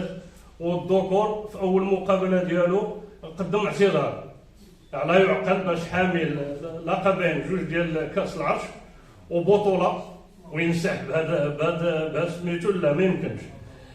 مدينه مكناس كانت العاصمه العسكريه، اكبر مدينه اللي فيها التكنات العسكريه، ما يزيد على 11 تكنه ولا 12 تكنه. نعليو كانت حاضيه المغرب كامل مكناس.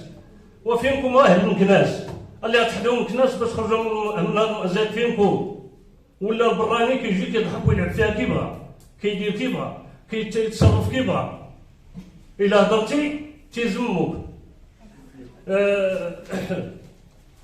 نصيب الاعلام تنشوف انا في هذا سميتو المعرض الوطني للفلاحه، كيجي الاعلام من الدار البيضاء باش يغطي مكناس، ولا الندوه ديال المعرض كتمشي تدار في الدار البيضاء ولا في الرباط. علاش ما دارش هنا في مكناس؟ ومكناس هو المنبع ديالها. حاجه اخرى، الاعلام شنو موجد؟ الاعلام المحلي شنو موجد لهاد التظاهره ديال كاس العالم اللي حنا كنهضروا عليه؟ شنو موجد له؟ شنو داير؟ شنو هما السلبيات والايجابيات ديالك في هذا الدور هذا وهذا المهام المنوطه بك؟ قضيه قلنا الملاعب كنشوف جوج الملاعب اللي مشاو مذاكروا النيشان. عند التيران ديال زيدي اللي عطا شله العايبيه، وعندك التيران الملعب ديال مولاي اسماعيل اللي كيتبنى فيه المعرض الدولي كل سنه. علاش حنا كنريبو نبنيو؟ يا بني نيشان يا خلي الملعب نيشان. هذا من واحد الناحيه. من ناحيه اخرى هو صلحوا الخطاطيف، لكن لما تعطيوه. شكرا سي رشيد. نشكر على واجب، وتنشكركم على هذا الدعوه والشكر ديالنا. السلام عليكم. اولا كنعتذر على داك الخروج ديالي مفاجئ، جاني واحد الاتصال كان خصني ضروري نمشي ونرجع. ثاني حاجه، ما يمكنليش شي حاجه كتعلق بمدينتي مدينه مكناس ما نحضرش فيها، الا غيره ومحبه لهذه المدينه اللي يعني من الجد جد جد جدي وانا فيها، باش ما حتى شي واحد يقول عاد جات ولا نزلت ولا شي حاجه. انا راه مكناس هي ابا عن جد، وطالبه جامعيه في سيركل ماستر تاريخ وثقافه هنا بمدينه مكناس. اضافه على هذا كندير العمل الجمعوي، هذا تعريف شخصي ليا باش عاد نكمل. التدخلات كلها صراحه كتصب في منحى واحد هو مدينه مكناس. مدينه مكناس عندها في الاشخاص ديالها المكانسه، ماشي المكانسه الحرام، فيهم خصال الشخصيه. كيفاش؟ عندنا الناس ممكن تكون معاك ودير معاك لجنه وترافع معاك وتجيها من الدوره تقول لها قدا وقدا باعك باللي فيك بكل شيء كاع الاتفاقات الزوج. هذا مشكل رقم واحد. يعني حنا لا غنتجمعوا غادار ديك اللجنه غادار بهذوك الناس اللي حنا تايقين بهم 100%. علاش؟ شكون دابا اللي كاين في المجلس؟ شكون؟ ياك مجتمع مدني كانوا رؤساء جمعيات، انا ما غنحددش. ودابا كينوضوا يقولوا مكناس وكيدافعوا على مكناس. اقسم اقسم بالله العلي العظيم نزل الشيء على تقليدي الا كيبيعوا يشريو في مكناس كاملين الا البعض. وكاين تمثيليات معارضه، كتقولوا معارضه، انا في المعارضه نعم، لكن ما كنديروهاش بالشكل الصحيح. راه ما كنديروهاش بالشكل الصحيح، كنعرضوش كوميلفو، خصنا نعرضوا ونديروا عرائض ونطالبوا لما واحد الوقفات احتجاجيه. الا غنعرضوا اليوم نعرضوا الميزانيه، لا حق هذيك الجمعيه مسكينه راه ديال المحسنين خصنا نصوتوا عليها. ايوا عرفتي الميزانيه باش غتعطي لهذيك الجمعيه ديال المحسنين، ايوا عندك الانفصام الشخصيه. اذا غنعرض نعرض كلشي ولا غنكون مع كلشي. دو بلوس كتهضروا على الميزانيه، انا باغا واحد التفسير، واش الميزانيه ديال الرئيس الا كان كيشدها ويديرها في جيبو انا ضد. ولا كانت الميزانيه ديال الكناس فاحنا كنكنسه فاش يوصل المشروع ديال الميزانيه، هذا المجمع هذا النيت راه كله كيكون عنده مشروع ديال الميزانيه، نتجمعوا نديروا مقترحات، وهذيك النقطه اللي غندرجوها باش دول الاعمال تكون هذيك المقترحات وهذوك الاصلاحات اللي حنا كمجتمع مدني باغيينها تكون في هذه المدينه هذه. هذا هو المطلوب، يعني خصنا نكونوا تكتل يعني مكانسه حرين. عافاكم هي قلبوا على السوسه، حيت راه كاينه السوسه، وهذيك السوسه ما خصهاش تكون بيناتنا في هذا المجمع هذا. وشكرا.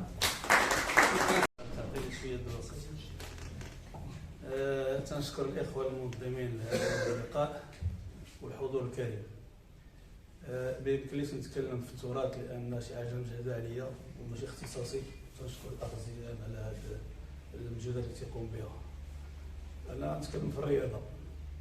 قبل واحد 6 سنين السيد العام البلاد السيد الصبار طلب مني باش نعطيه كتاب على مشاكل الرياضه في مكناس. انا ما عطيتوش المشاكل، عطيتو المشاكل والحلول. 6 سنين ما دار فيها حتى شي حاجه لحد الان، كنتحمل مسؤوليتي. هذا الكتاب راه عنده محطوط فوق البيرو. نعطيك مثال كيف يعقل ان اكثر من 80 فرقه ما بين الدروازيه والكاطريه والشرافي كذا، وكاين 2 الملاعب وشحال من دقيقه عايش الفرقه وكيف بغيتي تدرب وكيف بغيتي الفرقه هذه الرياضه تكون. ثانيا ان المنح ما تشدوش، كيف بغيتي هذه الجمعيه تتحرك. واش حنا عندنا رؤساء الاموال صحاح اللي يحركوا الفرق ديال الشعب والكره راه ديال الشعب. اذا قضيه الرياضه ما نتكلموش عليها. السباحه تيجبدوا اكثر من 300 مليون ديال الخيرات، فاش سراب المسبح بداو تيقلبوا باش يصلحوه، فين مشات 300 مليون؟ وسير ما بقاوش تكلموا. الرؤساء القانون ديال 58 خصو يتبدل، لان علاش؟ الرئيس تيبقى 30 عام، كاين رؤساء الان مازالين 30 عام وما عطاوش نتيجه للمغرب للمكناس. ولا بغيت نعطيك مثال الجمباج على القضاء الى غير ذلك 30 عام والرئيس كاين.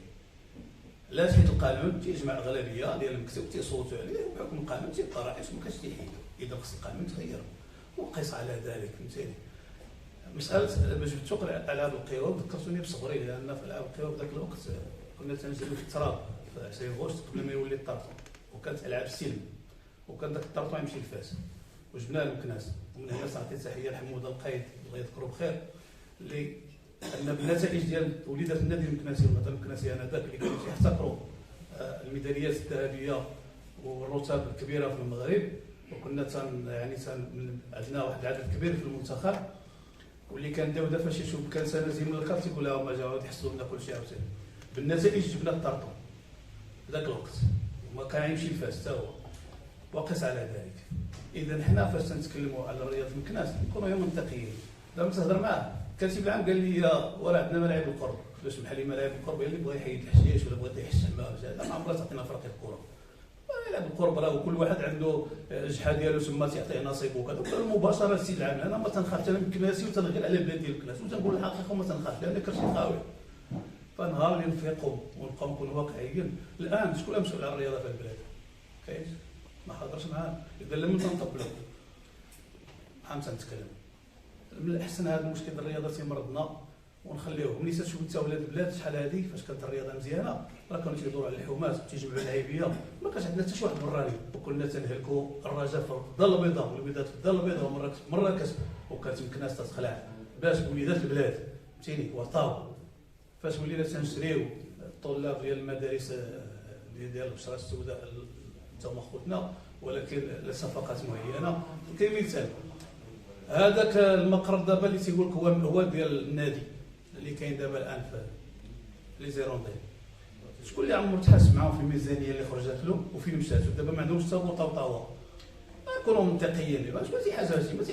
اذا هنا الصحابه اللي خصها تتكلم وتقول الحقائق، الصحابه كما قال ميمي قبيله واحد الاخ وما اكثرهم يسمحوا للاخوه النازحين. شكرا سي حسن. لا مازال عندي تدخل السيدي ياري في الاعلام لان ما هضرتش في وعطيني الوقت اللي عطيت الاخوه اللي سبقوني انا سالت لهم مرون فهمتني ما يكونش توجيهات واحد تعطيه وقت واحد ما تعطيش فهمتني ياخذ وقت دقيقه لا اكثر واحد خذ اكثر بلا ما نتكتب جانب الاعلام. انا نعطي مثال بسيط. شكرا الاخوان. انا نعطي مثال بسيط. انا نخرب مثال بسيط. لا بغيت تكون هذا الكيان الصهيوني فاش مشاو داروا اجتماع في امريكا قالوا واش بغيتي فلوس؟ واش بغيت؟ قالوا لا بغيتي تشريو القنوات وهي اللي سيدة قنوات الاعلام شي كبير. واش كان الوزير السابق كنا جلسنا معاه الوقت اللي تينا درت شي شويه ديال الصحافه ولكن ماشي صحفي. انا ما مخرجش من معهد الصحافه كنت متطفل تنكتب واحد العام ودير هكاك اجتهاد وصافي. قلت له راه ما يمكنش انت واحد البلاد ما تاكلش الغنمي وانت تتربي فيها الخروف. ما يمكنش الناس ما تتقراش وانت تهضر لي على الجرائد الورقيه وزائد هكا. اسمح لي الدول المتقدمه اللي تنعرفوا على اساس ان الجرائد تديرهم الدوله وتتخلصهم تتفرقوا على الديور باش الناس تتقرا. ماشي انت تجي تعطي لواحد المكتب شويه ديال الفلوس وتقول لنا بغيتي الاعلام، لان الاعلام هو كل شيء والاعلام خصو يكون فهمتيني وخصو تشجيعات. دابا الان كاين الاعلام الالكتروني هو اللي سائد اذا خصو تشجيعات. كيفاش تشوف انت بان منابر الاعلاميه تتهضر في الخزعبيلات؟ هذا قتل مرته، هذا اغتصب بنته، هذا كذا كذا، تيجي 300 مليون من الوزاره والاعلام اللي تهضر في الواقع ما تعطيو حتى حاجه. هذا المنطق راه المشكل راه جاي من الفوق. فنهار تصلح المؤسسات راه حتى المجتمع المدني تصلح. اما باش نبقاو نطحنوا علياتنا ونوضوا نحكيو الحكواتيات هنا الا خصنا الحلول. هذه البلاد هذه شكون اللي يقوم بها؟ نقولوا خصنا لوطيلات، شكون اللي يجيب لي لوطيل؟ راه خص اللي مول الفلوس هو يجيب لوطيل، راه خصنا لوطيلات. ويسمع لي شي واحد انا برجواجي لاباس عليه عنده فلوس يجيب لي لوطيل، راه قالوا لي في واحد الاجتماع خصنا في لوطيلات غنمشي مساكن نبني لهم لوطيل. هذه راه خصها استراتيجيه وخصها مذاكره وخص بزاف ديال الحوايج من الامور هذه. الله يجزيكم بخير الهضره بزاف قلبي طايب. نشكركم تبارك الله عليكم. كنشكر جميع المتدخلين على الغيره ديالهم وعلى يعني الكلمات ديالهم. الحقيقه الكل تناول الموضوع من وجهه نظره ومن خلال المرجعيه ديالو. كل واحد عنده المرجعيه ديالو وهنا في اختلاف هي مرحمه، ولكن كلنا كنصبوا يعني بحب المدينه وكنقلبوا على الصالح العام ديالها. اليوم حنا محتاجين التكتل وخا نكونوا كنختلفوا في المرجعيات والراي.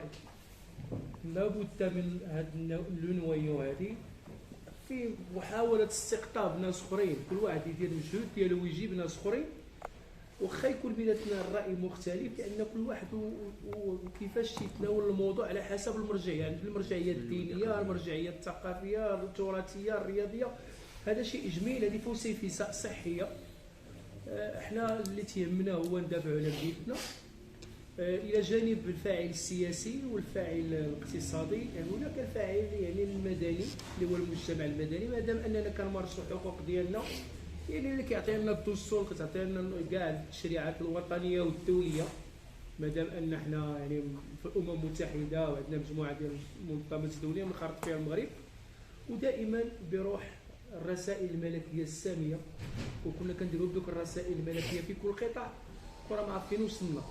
وبالتالي نحاول ان نقاوم يعني بقوه ناعمه. ولا راه بعض المرات تسمعوا شي حوايج في الفيسبوك كتلقى واحد تيقول لك خص الدكاتره، وصعب مرض الدكاتره هبط للمجتمع. الدكتور راه كيهضر في الجامعه وحتى الجامعه عندها الدور ديالها، لانه لا يعقل غادي نقولوا غير الدكتور يهضر وذاك الصانع التقليدي وهذاك الموظف وهذاك المراه التي في البيت ربة البيت وكاع مكونات المجتمع ما يهضروش حقهم. وبالتالي اللي ما قدش على شي حاجه يسكت. شكرا سي علي. السلام عليكم.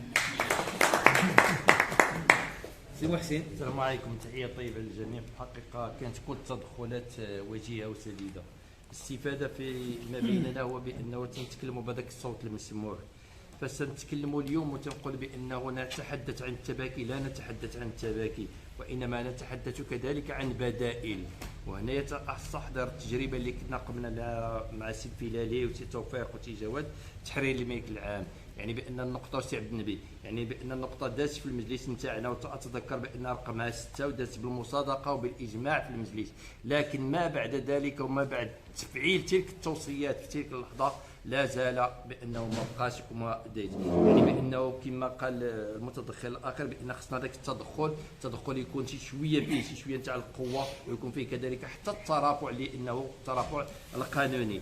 فسنتكلموا على بان مكناس قريه صغيره، انا ما تعجبنيش هذاك الكلام تاع مكناس قريه صغيره، مكناس مدينه السلاطين، وخصنا نعترفوا بها وبانه نفتخروا بان انتمي الى هذه المدينه الجميله.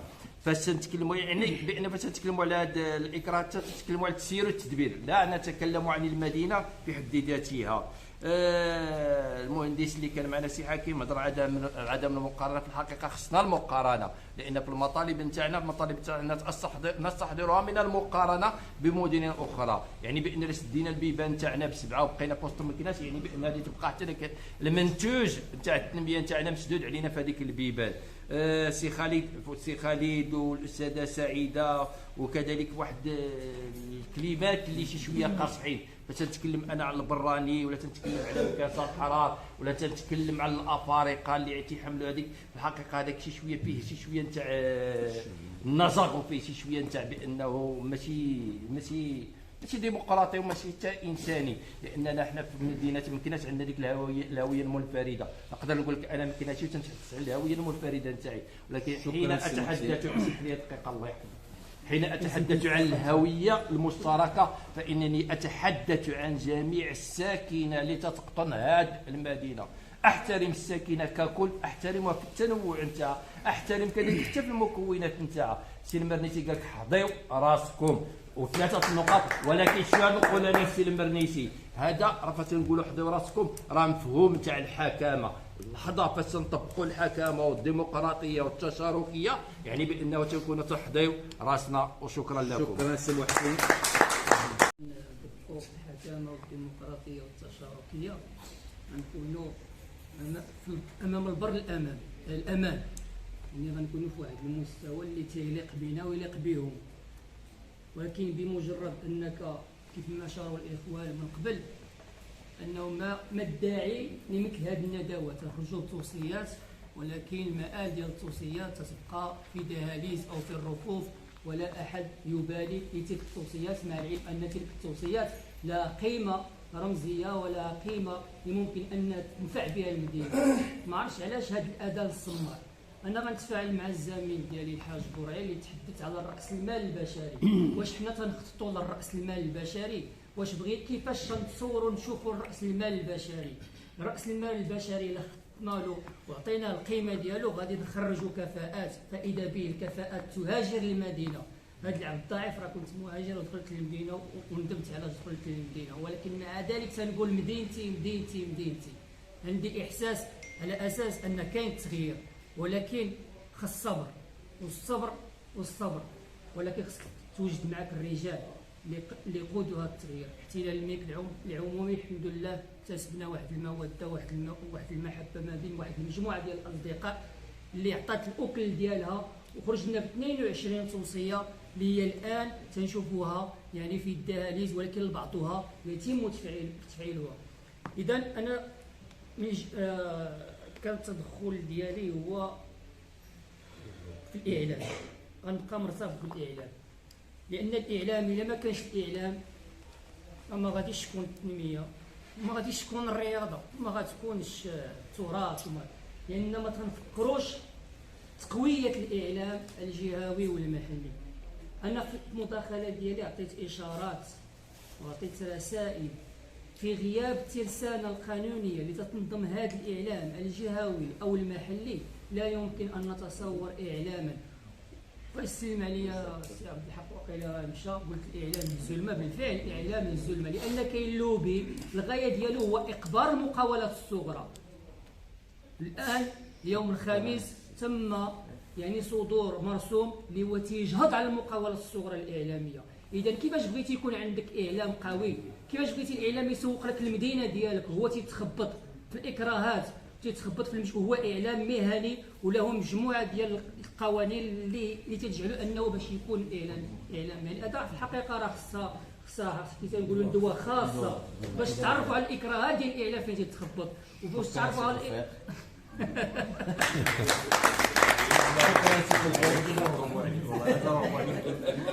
شكرا سي توفيق. لا خلي نزيدو سي دقيقه. لا صافي مدينه مكناس. عندي واحد بالنسبه ممكن كيما قال سي زيد واحد الدقيقه لان جمل لا فيها واحد مجموعه ديال الجمل لان مرتبطه في السياق، لان مدن اخرى استفدات. عندنا خيمه ديال الصحافه بمدينه العيون، عندنا معهد خاص بالدراسات الاستراتيجيه في الاعلام والاتصال بمدينه طنجه، عندنا ناظور، عندنا بيت الصحافه، عندنا نادي الصحافه. هذو راه في مدن بلا ما نذكرها، ولكن للاسف مدينه مكناس شنو عندنا في مدينه مكناس؟ راه جا الشهاب للاسف كاين الخير شكرا للجميع. شكرا للجميع. مدينة مكناس مدينة الرجالات، مدينة العلماء، مدينة الحضارة، مدينة الصيادلة، كل ما هو جميل. للأسف أننا خنضفوا الجهود كاملين باش نوصلوا للمبتغى ديالنا، فتشكر الجميع رجال الإعلام.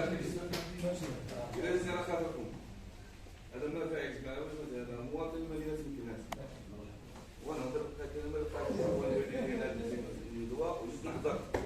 انا واحد من الناس اللي تقاسموا مدينة مكناس، اسمه ديالي اسماعيلي، زاد ديالي مدينة مكناس عاصمة الاسماعيليه، وراه تعرفوا القصه ديال نهضه اطلس الكبير وما عانينا في هذه المدينه. الناس المسؤولين كانوا ضدنا في هذه المدينه مكناس، وبالتالي حنا كمواطنين مدينه مكناس نهضر مع الاخوان ومع الناس الفاعلين والناس المسؤولين. حنا امانه عندكم، لان انتم عندكم الصيغه والصفه السياسيه والقانونيه وجميع الصفات اللي كاينين باش انكم تدافعوا على المواطنين في مدينه مكناس. ولادنا راه تيضيعوا في هذه المدينه،